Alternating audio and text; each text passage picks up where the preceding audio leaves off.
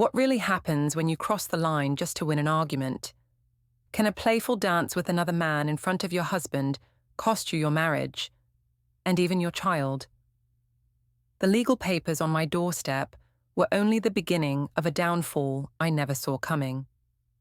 Before we dive deeper into this story, I have one small request. Please subscribe, drop a like, comment, and hit that hype button to boost this channel so more people can discover these incredible stories. The morning sun filtered through our kitchen blinds as I stirred my coffee, watching Malcolm pack his lunch with the same methodical precision he'd used for the past 12 years. Same sandwich, same apple, same thermos of black coffee. God, how had I married someone so predictable? Nora needs new soccer cleats, he said without looking up from his routine. I know that, Malcolm. I'm her mother. The irritation in my voice surprised even me. I'll pick them up after my workout. He finally glanced my way, those tired brown eyes studying my face. Another workout? That's 4 times this week, Ulalia. It's called taking care of myself. Some people appreciate that. I grabbed my gym bag, checking my phone as a text notification chimed. Cal's name lit up the screen. Looking forward to our training session today. You're making incredible progress. A warm flutter spread through my chest. When was the last time Malcolm had complimented my progress on anything? Who's texting you? Malcolm's voice carried an edge I hadn't heard before. Just work stuff. The lie slipped out easily. You know how crazy things get at the insurance office. Nora bounded into the kitchen, her dark hair still messy from sleep. Mum, can you braid my hair for school? Of course, sweetheart. I set down my phone and began working through her tangles, catching Malcolm's reflection in the window. He was still watching me, that suspicious furrow between his brows deepening. Why do you and Daddy argue so much now? Nora's innocent question hit like a punch to the gut. We're not arguing, baby. We're just discussing things. Adults do that sometimes. Malcolm's sandwich-making paused. Your mother and I are working through some differences, Nora. Nothing for you to worry about. After they left for school, I sat alone in our suburban kitchen, surrounded by the same beige walls and family photos that had defined our life for nearly a decade. When had everything become so suffocating? My phone buzzed again. Cal, can't wait to see you. You deserve so much better than settling for ordinary. I stared at the message, my heart racing. Cal understood me in ways Malcolm never had. He saw my potential, encouraged my dreams, made me feel alive again. What was wrong with having a friend who actually appreciated me? Nothing serious would happen with Cal. We were just friends, training partners. He was helping me become the best version of myself. But as I read his message again, I couldn't ignore the thrill that shot through me. Maybe Malcolm needed to see that other men found me interesting. Maybe a little harmless flirtation would remind him what he had. I typed back, "See you soon. Thanks for believing in me." The moment I hit send, my phone rang. "Ulalia, honey, how are you doing?" My mother's voice filled the kitchen. "Oh, hi, Mom. I'm fine, just getting ready for the gym." "Good for you. I'm so proud of you for focusing on yourself. You've been looking fantastic lately. Malcolm better appreciate what he has." "Thanks, Mom. Sometimes I wonder if he even notices anymore." "Men like Malcolm take women like you for granted, sweetheart. You're young, beautiful, intelligent. Don't let him make you feel like you should settle for his boring routine." Her words echoed in my mind as I drove to the gym. Maybe she was right. Maybe I had been settling. Malcolm was a good father and provider, but when had he last made me feel special? When had he last looked at me the way Cal did? The gym's familiar energy hit me as I walked through the doors. Upbeat music, the sound of weights clanking, people working toward their goals. This was my sanctuary, the place where I felt most like myself. "There's my star client," Cal's voice made me turn. He approached with that confident stride, his trainer's shirt showing off the physique that had first caught my attention 6 months ago. "Ready to push some boundaries today?" "Always," I smiled, feeling that familiar warmth spread through me. As we moved through our routine, Cal's hands guided my form, his encouragement pushing me harder than I'd ever pushed myself. "You're incredible, you know that. Your dedication, your strength. Malcolm's a lucky guy." Sometimes I wonder if he sees it that way. Cal's eyes met mine in the mirror. "Then he's an idiot. Any man who doesn't worship a woman like you doesn't deserve her." The words hung between us, loaded with meaning. I should have deflected, made a joke, changed the subject. Instead, I held his gaze. "Maybe you're right." After our session, Cal walked me to my car. "Hey, some of us are grabbing drinks at Bistro Cafe Friday night. You should come, live a little." "I don't know. Malcolm and I usually stay in on Fridays." "Ulalia." His hand touched my arm gently. "When was the last time you did something just because you wanted to? Not because it fit into Malcolm's schedule, or Nora's needs, or anyone else's expectations?" I couldn't remember. Every decision I made revolved around our family routine, Malcolm's preferences, maintaining the status quo. "Maybe I will come," I heard myself saying. "Good. You deserve to have fun." That evening, Malcolm barely looked up from his stack of papers when I walked in. 9th grade essays to grade, always 9th grade essays. "How was your workout?" he asked absently. "Great, really productive." I waited for him to ask more, to show some interest in this thing that had become so important to me. He didn't. "Dinner's in the fridge. I already fed Nora." I stood there for a moment, watching my husband of 12 years grade papers like I was invisible. When had we stopped talking? When had we become roommates instead of lovers? My phone buzzed. "Cal, thanks for an amazing session today. You're going to crush your goals. Can't wait for Friday." I smiled, typing back quickly. "Thank you for seeing my potential. Friday sounds perfect." "Who are you texting?" Malcolm's voice made me jump. "Just confirming plans with a friend." "What friend?" The suspicion in his voice irritated me. Does it matter? Am I not allowed to have friends now? "I didn't say that. You've been different lately. Distant. Maybe I'm just growing as a person. Maybe I'm tired of the same routine every single day." Malcolm set down his red pen, really looking at me for the first time in weeks. "What's that supposed to mean?" "Nothing, Malcolm. Forget it." But I couldn't forget it. As I lay in bed that night, listening to his steady breathing, I thought about Cal's words. "You deserve so much better than settling for ordinary." Maybe I did deserve better. Maybe it was time Malcolm realized what he had before it was too late. I picked up my phone and scrolled through Cal's messages, each one a reminder that someone out there saw my worth. Nothing serious would happen between us. We were just friends. But as I drifted off to sleep, I couldn't shake the feeling that I was standing at the edge of something that would change everything. The Bistro Cafe buzzed with Friday night energy as I checked my reflection in the bathroom mirror one last time. I'd chosen my outfit carefully. A black dress that hugged my curves, heels that made my legs look endless. Malcolm had barely glanced up when I announced I was going out with friends. "Don't wait up," I'd said, expecting some reaction. Instead, he'd just nodded and returned to his book. "Ulalia, over here." Cal's voice cut through the crowd. He stood near the bar with a group of his gym friends, his smile lighting up when he saw me. "Wow," he said as I approached. "You look absolutely stunning." The compliment sent warmth flooding through me. When was the last time Malcolm had called me stunning? "Thanks.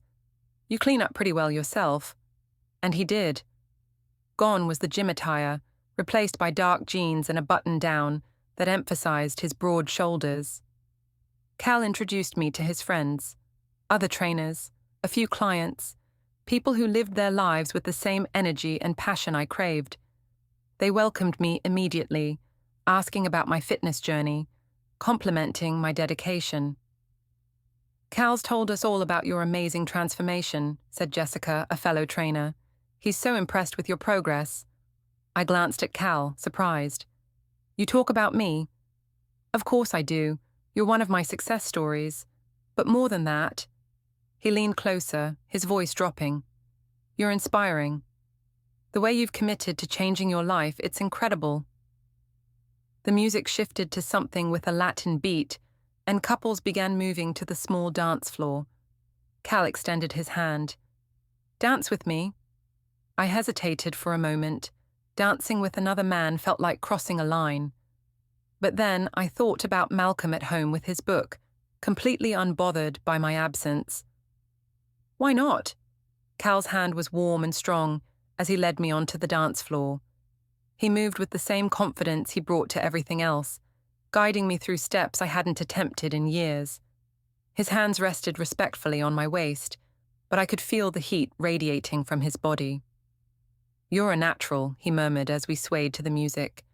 I used to love dancing. Malcolm and I used to... I trailed off, not wanting to bring my husband into this moment. Used to what? Nothing. He's just not much of a dancer anymore. Cal's eyes searched my face. What happened to you two? You never seem happy when you talk about him. I should have deflected, should have said everything was fine, that marriages go through phases. Instead, the words poured out. I don't know when we stopped connecting, when I became just another item on his to-do list. Feed Nora, grade papers, acknowledge wife's existence. You deserve so much more than that, Ulalia. You deserve someone who sees how incredible you are. The song ended, but we didn't move apart. The space between us crackled with unspoken possibilities. Cal, There you are. Malcolm's voice cut through the music like a blade. I spun around to find my husband standing at the edge of the dance floor, his jaw tight, eyes locked on Cal's hand still resting on my waist. Malcolm, what are you doing here? Looking for my wife. His tone was carefully controlled, but I could see the hurt burning in his eyes. Nora had a nightmare. She wanted her mom. Guilt crashed over me, followed immediately by irritation. Of course he'd show up now just when I was finally having fun. Is she okay? She's fine. My mother came over to sit with her. His gaze shifted to Cal, who had stepped back but remained close. I don't think we've met. Cal Finch. Cal extended his hand with easy confidence. Ulalia's trainer. Malcolm shook his hand, but I caught the way his eyes narrowed slightly. Trainer. Right. The tension was suffocating. Other couples continued dancing around us, but I felt like we were in a spotlight. Well, I should probably head home, I said, grabbing my purse. Actually, Cal's voice stopped me. We were just getting started. Malcolm, you're welcome to join us. Unless you don't dance. The challenge in his tone was subtle but unmistakable. Malcolm caught it too, his shoulders stiffening. I dance just fine, but unlike some people, I have responsibilities at home. Of course you do. Cal's smile didn't reach his eyes. Lucky for Ulalia, she's got people who encourage her to live a little. The barb hit its mark. Malcolm's face flushed, and for a moment I thought he might actually respond. Instead, he turned to me. I'll be in the car when you're ready. He walked away, leaving me standing there with Cal and a dozen curious onlookers. What an ass, Cal said, loud enough for people nearby to hear. Comes in here like he owns you. He's not an ass, I said automatically, though my cheeks burned with embarrassment. Isn't he? Look how he just spoke to you, like you're a child who stayed out past curfew. The worst part was, Cal wasn't entirely wrong. Malcolm had treated me like I was misbehaving, not like an adult woman having drinks with friends. I should go. Should you? Or do you just think you should because that's what's expected? Cal's hand touched my arm gently. Ulalia, you're a grown woman. You're allowed to have a life outside your house. I looked toward the exit where Malcolm was waiting, then back at Cal's understanding face. One more dance, I heard myself say. Cal's smile was triumphant as he pulled me back onto the floor. This time, his hands were bolder, pulling me closer as we moved to the sultry rhythm. I could feel eyes on us, could imagine the gossip already starting. But in that moment, I didn't care. For the first time in years, I felt desired, appreciated, alive. When the song ended, I finally walked to the car where Malcolm sat gripping the steering wheel. The ride home was silent except for the radio playing softly between us. Finally, Malcolm spoke. "How long has this been going on?" "What's going on? I was dancing with a friend." "Is that what we're calling it?" "Malcolm, you're being paranoid. Cal is my trainer. We're friends. I'm sorry if that threatens you." "Threatens me?" He pulled into our driveway and turned off the engine. "Ulalia, the way he was looking at you, touching you." "And you let him." "Let him what? Dance with me? God forbid someone finds me attractive enough to dance with." "I find you attractive." "Do you? When was the last time you told me that? When was the last time you looked at me the way Cal did tonight?" Malcolm stared at me, something broken in his expression. "So this is about him making you feel special?" "This is about me remembering that I'm more than just a mother and a wife. I'm a person with needs and desires and dreams that extend beyond our kitchen and your grading schedule." I got out of the car and walked into the house, leaving him sitting there in the darkness. Later, as I lay in bed pretending to sleep, I felt Malcolm slip in beside me. He didn't try to touch me or continue our conversation. The distance between us felt like an ocean. My phone buzzed with a text from Cal. "Sorry about the drama tonight. You looked incredible out there." "Don't let anyone dim your light." I typed back, "Thank you for reminding me who I am." His response came quickly. "You deserve the world, Ulalia. Don't settle for less." As I deleted the message thread and set my phone aside, I couldn't shake the feeling that I'd crossed a line tonight. But maybe some lines needed to be crossed. Maybe it was time Malcolm realized he couldn't take me for granted anymore. The thought should have worried me more than it did. Sunday dinner at Malcolm's mother's house had always been a tradition, but lately, these gatherings felt more like diplomatic negotiations than family meals. I sat across from Gina Harker, Malcolm's mother, trying to ignore her disapproving glances as she served her famous pot roast. "Ulalia, you look different," Gina said, her tone carefully neutral. "Have you lost weight?" "I've been working out more, taking better care of myself." "That's wonderful, dear, though I hope you're not overdoing it. Nora mentioned you're at the gym quite a bit these days." I felt Malcolm's eyes on me from across the table. We'd barely spoken since Friday night, maintaining a polite facade for Nora's sake. "Mum's getting really strong," Nora chimed in, oblivious to the undercurrents. "Her trainer says she's his best student." "Trainer?" Tristan, Malcolm's younger brother, looked up from his plate. "Since when do you have a trainer?" "Since I decided to prioritize my health and happiness," I said, perhaps more defensively than necessary. Gina's eyebrows raised slightly. "Well, that's nice. Though I've always believed the most important workout a woman can do is taking care of her family." The judgment in her voice made my jaw clench. "I can do both, Gina. Revolutionary concept, I know." "Ulalia," Malcolm's voice carried a warning. "What? I'm not allowed to defend myself now." Tristan shifted uncomfortably. "Maybe we should talk about something else. How's school going, Nora?" But the damage was done. The rest of dinner passed in stilted conversation and meaningful glances. When Gina brought out dessert, my phone buzzed with a text. "Cal, hope you're surviving family dinner. Remember what we talked about. You don't have to shrink yourself to make others comfortable." I smiled despite myself, quickly typing back, "Barely surviving. Could use a rescue." "Something amusing?" Gina asked, noticing my expression. "Just a friend checking in."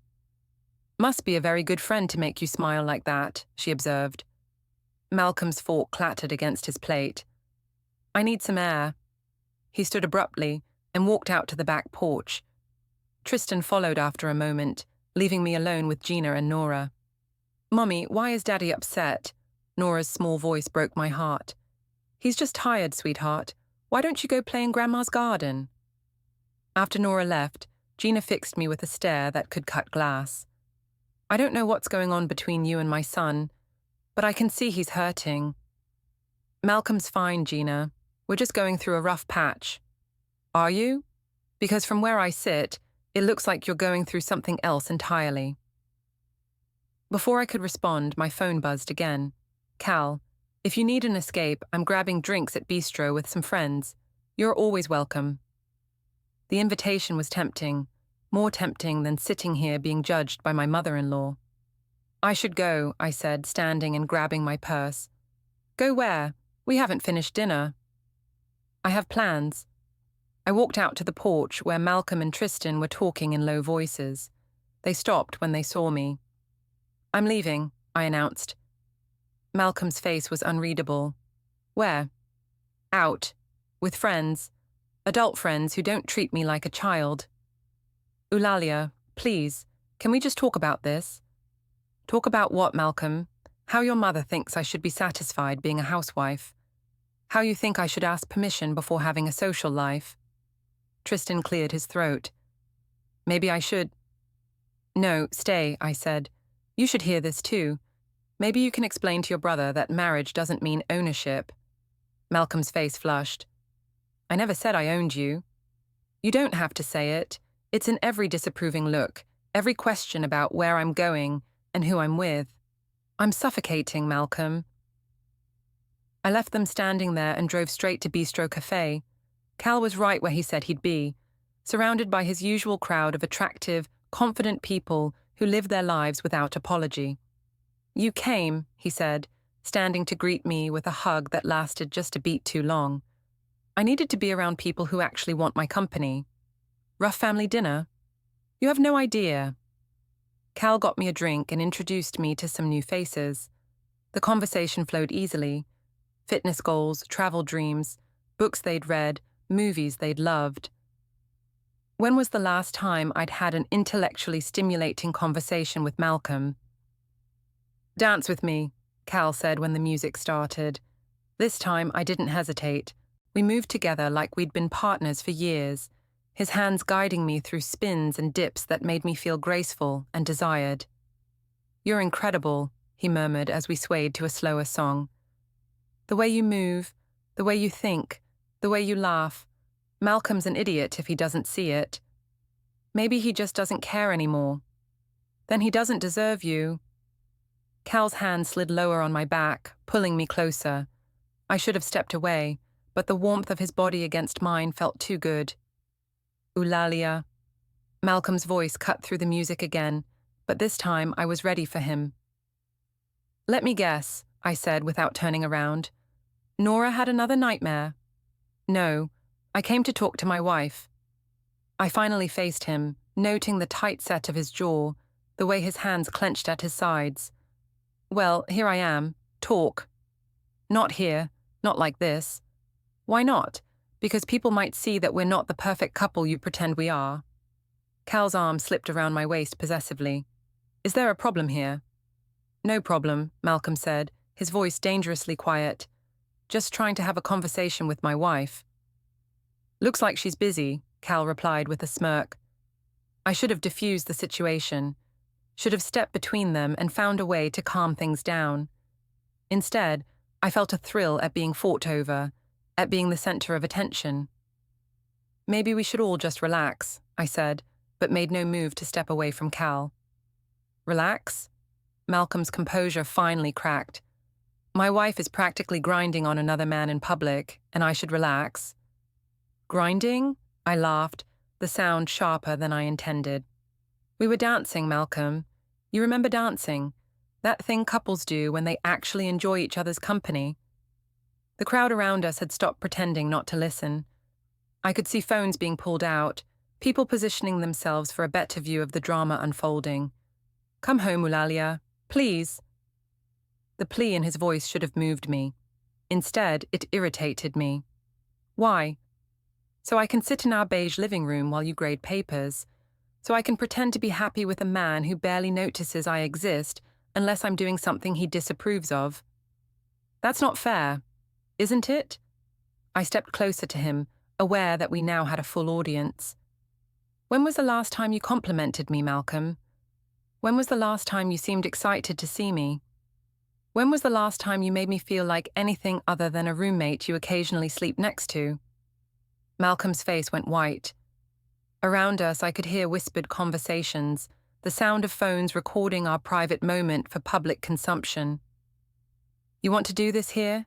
he asked quietly. "I want to do this somewhere you'll actually listen." Cal's hand tightened on my waist. "She's right, man. When a woman like Ulalia feels unappreciated, it's not her fault for finding someone who sees her worth." Malcolm's eyes flicked to Cal, then back to me. "Is that what this is? You're punishing me by humiliating us both in public?" "I'm not punishing anyone. I'm just finally being honest about how unhappy I am." The words hung in the air like a bomb that had already exploded. Malcolm stared at me for a long moment, something dying in his eyes. "I see," he said finally. "Well, I guess that answers a lot of questions." He turned and walked away, leaving me standing there with Cal and a room full of strangers who had just witnessed the destruction of my marriage. "You did the right thing," Cal whispered in my ear. "You stood up for yourself." But as I watched Malcolm disappear into the parking lot, I felt something cold settle in my stomach. The thrill of the confrontation was already fading, replaced by a creeping sense that I'd just made a terrible mistake. "Let's get out of here," Cal said, noting the stares and whispered conversations around us. As we left the cafe, I saw Jessica from the gym near the bar, her phone in her hand, and a shocked expression on her face. How long before this story spread through our entire social circle? The thought should have worried me more than it did. Monday morning at the insurance office felt different. I couldn't shake the feeling that people were looking at me strangely, whispering when they thought I wasn't paying attention. Janet Lynn, my cubicle neighbor, kept glancing over with barely concealed curiosity. "So," she said during our coffee break, "heard you had quite the weekend." My stomach dropped. "What do you mean?" Jessica Martinez posted something on her Instagram story, something about drama at Bistro Cafe. Janet's eyes gleamed with gossip hunger. "She mentioned you by name." I pulled out my phone with shaking hands, navigating to Jessica's profile. Sure enough, there it was.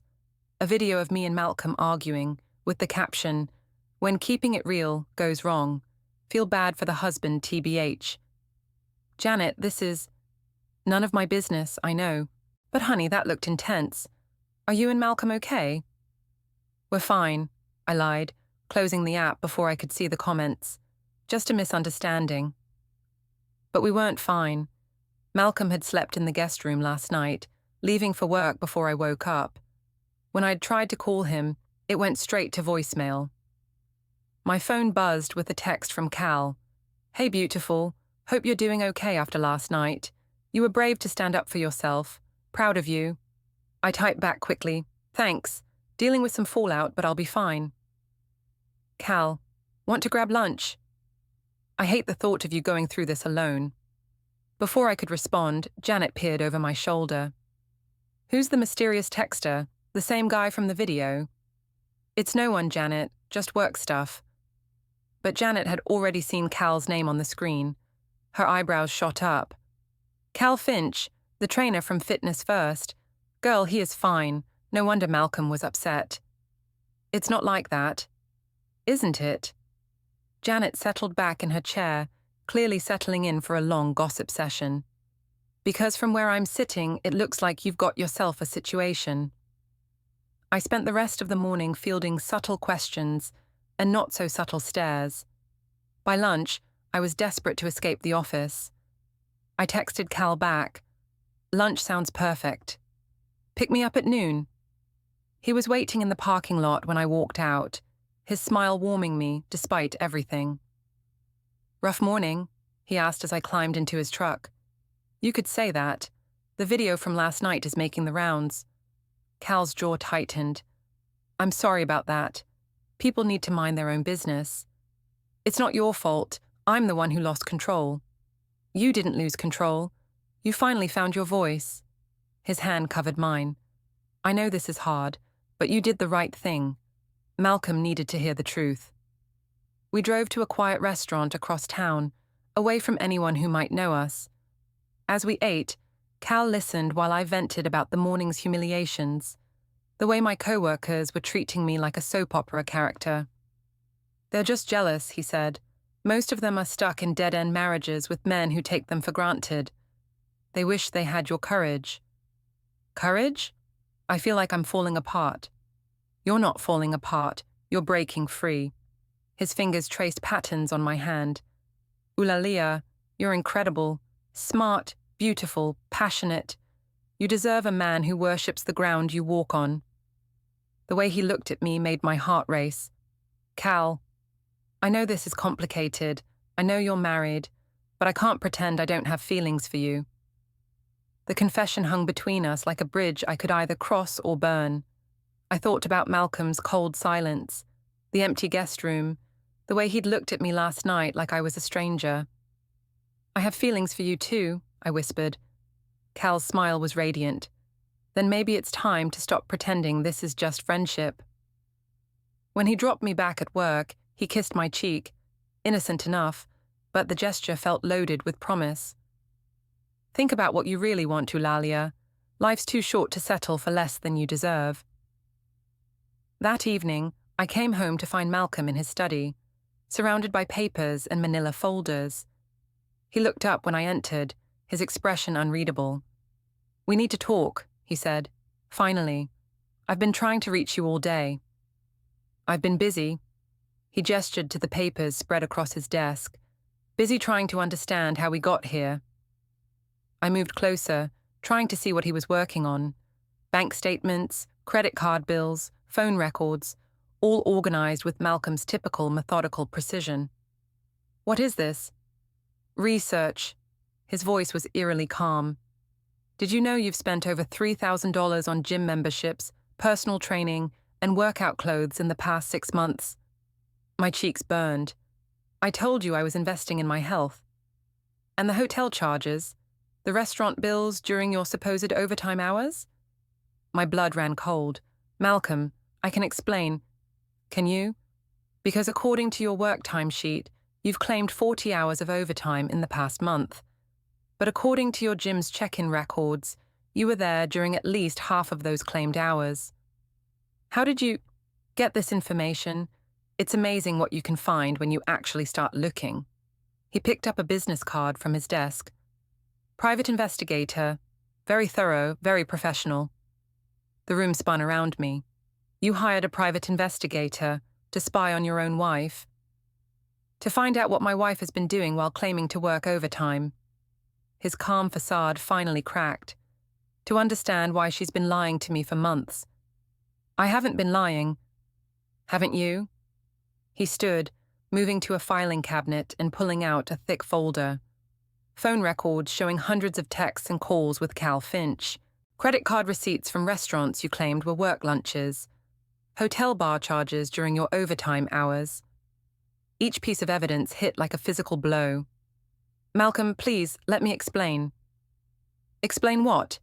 How you've been having an affair. How you've been stealing from our family budget to fund your new lifestyle. How you've been lying to my face every single day. It's not an affair, we're friends. Malcolm laughed, a bitter sound I'd never heard from him before. Friends, is that what you call grinding on another man in public while humiliating your husband? You don't understand. I understand perfectly. He closed the folder with finality. I understand that my wife has been cheating on me, lying to me, and spending our money to do it. I understand that she's so unhappy with our marriage that she'd rather destroy it publicly than try to fix it privately. Tears streamed down my face. Malcolm, please, we can work this out. Can we? Because from where I'm standing, it looks like you've already made your choice. He moved toward the door. I'll be staying at my mother's tonight. Tomorrow, we need to discuss arrangements. Arrangements? For Nora, for the house, for our divorce. The word hit me like a slap. Divorce? Malcolm, no. We can fix this. But he was already walking away, leaving me alone with the evidence of my deception spread across his desk. I sank into his chair, staring at the papers that chronicled the slow destruction of my marriage. Phone bills highlighting my constant contact with Cal. Credit card statements showing lunches and drinks that Malcolm had never been invited to. Hotel receipts from the afternoon Cal and I had finally crossed the line from emotional to physical affair. My phone buzzed with a text from Cal. "Thinking about you. Can't wait to see you tomorrow." For the first time, his message didn't bring comfort. Instead, it felt like another piece of evidence in Malcolm's growing case against me. I tried calling him, but it went straight to voicemail. I tried texting, but got no response. By the time Nora came home from her after-school program, I was a wreck. "Where's Daddy?" she asked, noticing his absence. "He's working late, sweetheart. He might stay at Grandma Gina's tonight." "Are you and Daddy getting divorced?" The question came out of nowhere, delivered with the brutal honesty only children possess. "Why would you ask that?" "Because Jenny's parents got divorced, and first her dad started staying at her grandma's house too." I pulled my daughter close, breathing in her familiar scent of strawberry shampoo and playground dirt. "Daddy and I are just working through some problems, baby. Everything's going to be okay." But as I held her, staring at the evidence of my betrayal scattered across Malcolm's desk, I wondered if anything would ever be okay again. 2 weeks later, I was drowning in the consequences of my choices. The video from Bistro Cafe had spread beyond our immediate social circle, shared and reshared until it felt like everyone in town had seen my marriage implode in real time.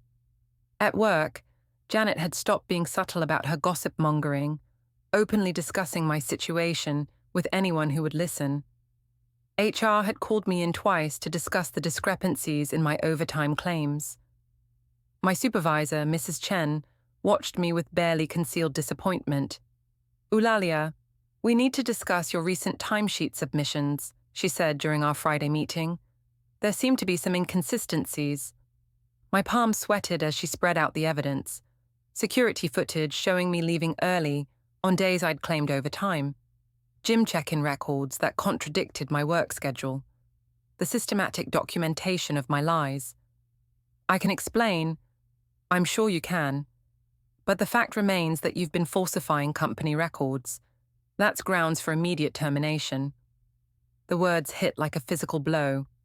"Please, Mrs. Chen, I need this job. I have a daughter."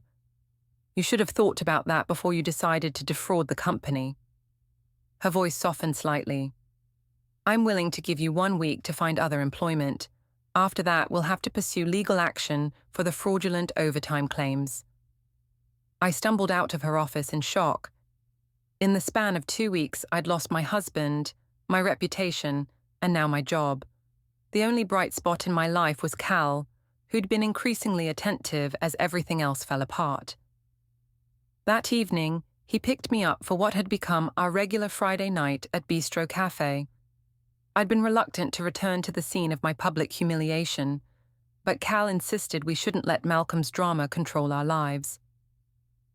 "You look stressed," he observed as we found a table. "I lost my job today. Well, I'm being forced to quit to avoid criminal charges." Cal's face darkened. "This is Malcolm's doing. He's trying to destroy you." "It's not Malcolm's fault I falsified my timesheets." "Isn't it? You wouldn't have needed to lie if he hadn't been so controlling about your schedule.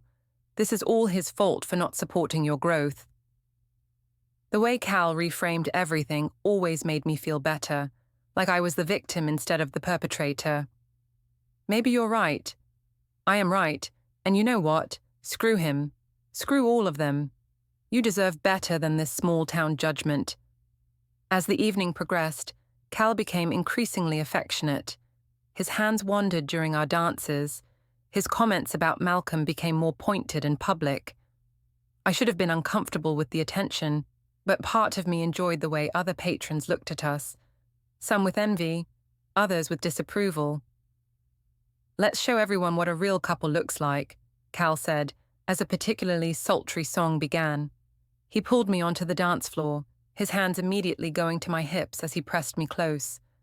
The dance was more intimate than anything we'd done in public before, bordering on inappropriate.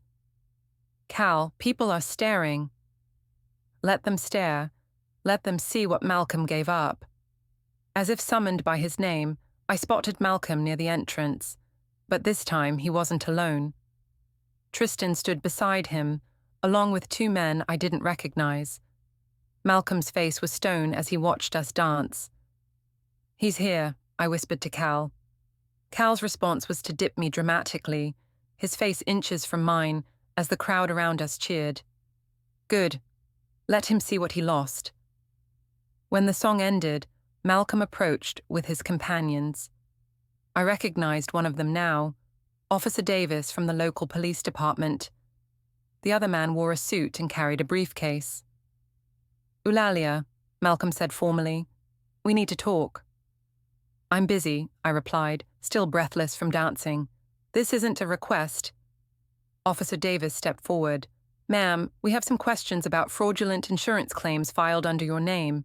The blood drained from my face. "What?" The man in the suit opened his briefcase. "I'm Detective Morrison. We're investigating several false claims submitted through your office over the past 6 months. Claims that were approved and paid out to accounts connected to your personal information." "I don't know what you're talking about." "Don't you?" Malcolm's voice was deadly quiet.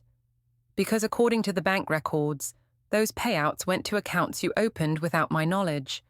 Accounts you've been using to fund your new lifestyle." The restaurant had gone quiet around us. Every conversation had stopped. Every eye was trained on our group. "This is harassment," Cal interjected, stepping protectively in front of me. "Can't you see she's upset?" Officer Davis studied Cal with interest. "And you are?" "Cal Finch, Ulalia's friend." "Friend?" Detective Morrison consulted his notes. "According to our investigation, you've been the primary beneficiary of Mrs. Harker's increased spending. Personal training fees, restaurant bills, hotel charges. Quite expensive friendship." Cal's confident demeanor faltered slightly. "I don't see how that's relevant." "It's relevant because insurance fraud is a felony," Malcolm said, his voice carrying clearly through the silent restaurant. "And conspiracy to commit fraud is equally serious." I felt the walls closing in around me. "Malcolm, please, can we discuss this privately?" "Like we discussed your affair privately? Like we discussed your stealing privately?" His composure finally cracked. "You made this public, Ulalia. You humiliated our family in front of everyone. Now you get to face the consequences publicly too." "You can't do this to me." "I'm not doing anything to you. You did this to yourself." He nodded to Detective Morrison. "The evidence is all in the files I provided. Bank records, security footage, witness statements." As the detective began reading me my rights, I looked around desperately for support. The restaurant patron stared with a mixture of shock and schadenfreude. Janet from work stood near the bar, her phone out, no doubt recording everything. And Cal. Cal was backing away slowly, his face pale as he realized the legal implications of his involvement. "Cal?" I reached for him desperately. "Cal, help me." But he was already moving toward the exit, abandoning me to face the consequences alone. "Ma'am, you need to come with us," Officer Davis said gently, taking my arm. As they led me through the restaurant, past the staring faces and recording phones, I caught sight of Malcolm one last time. The hurt in his eyes had been replaced by something harder, more final. "This is what you wanted," he said quietly as I passed. "To win the argument. Congratulations, Ulalia. You won." But as the handcuffs clicked around my wrists and the police car doors closed behind me, it felt like I'd lost everything that ever mattered. The last thing I saw through the window was Cal's truck speeding out of the parking lot, leaving me to face the reckoning alone. 6 months later, I waited in family court with a burned-out public defender, while Malcolm sat across from me with a razor-sharp attorney. The fraud case had been pled down, but my job and reputation were gone, and now I was trying to claim primary custody with a mountain of evidence stacked against me. In court, Malcolm calmly laid out receipts, bank records, phone logs, and statements showing the affair, the money, and how often I'd missed our daughter's life. The judge called it one of the clearest cases she'd seen. Minutes later, the gavel fell. primary custody to Malcolm, supervised visitation for me until counseling and real stability were proven. As everyone gathered around Nora, Malcolm told me quietly it wasn't revenge, it was protecting her. And walking out alone, I finally understood. I hadn't won anything. I'd just paid the bill for my own choices.